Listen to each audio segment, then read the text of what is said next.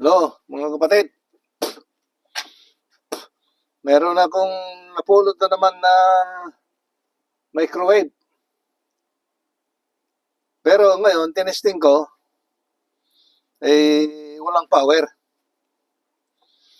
Ngayon, saan natin hanapin bakit walang power? Di ba? Ang tanong natin ay bakit walang power kaya tinapon, di ba?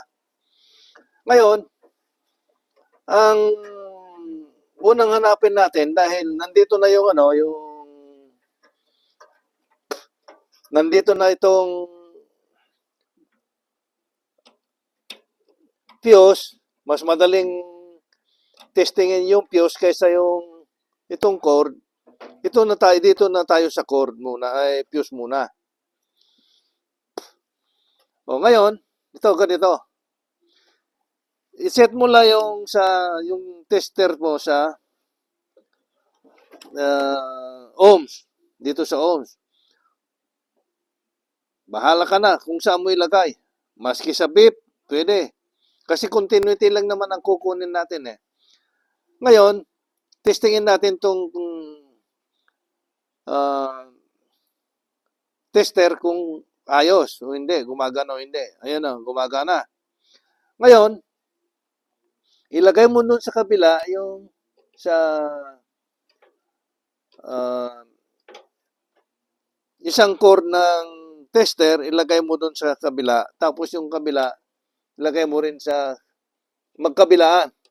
Sa madaling sabi. Walang positive, negative to. Maski saan mo ilagay. O siya nga pala, maraming salamat sa mga nanonood din. O ito, ilagay mo dito sa kabila. O pagka hindi gumalaw, ibig sabihin, sira yung fuse. Yung ganyan, no?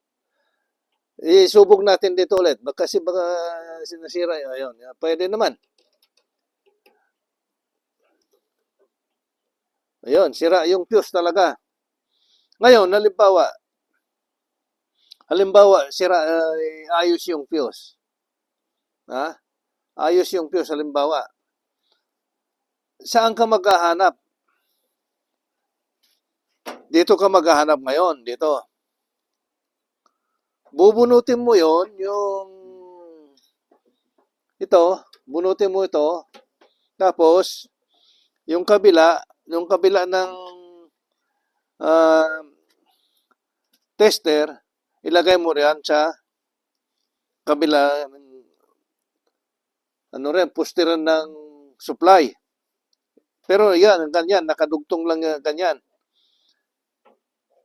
Tapos, ganun mo. Pagka gumalaw, ibig sabihin buo.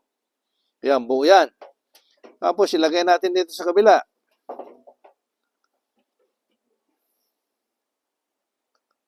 O, yan, buo rin. Ibig sabihin, wala sa fuse. Kung halimbawa ngayon, sabi ko na buo yung fuse. Ibig sabihin, bakit walang kuryente? Maghanap ka rito ngayon, dito sa thermostat niya. Kasi kung sira itong mga thermostat, wala ring kuryente. Kung halimbawa, buo ito, yan, buo yan, at talagang walang kuryente. Bakit walang kuryente? Nandito na. Dito ka maghanap ngayon. Dito ang hanapin mo. Yun. Dito mo na hanapin. Dito ka na maghahanap kung bakit wala. Yan. Kuha nyo. Ang paghanapan mo kung walang kuryente, isa, sa cord, una sa fuse, pangalawa sa cord, pangatlo dito sa mga thermostat. Pagka wala pa rin dyan, dito ka na. Dito ka. Dito ka maghanap. Kasi, yan ang gagaling yung kuryente. Yan, o. O. Kuha nyo. Yun lang. Ayun lang. Pagka walang kuryente ng Microwave. Ganun lang.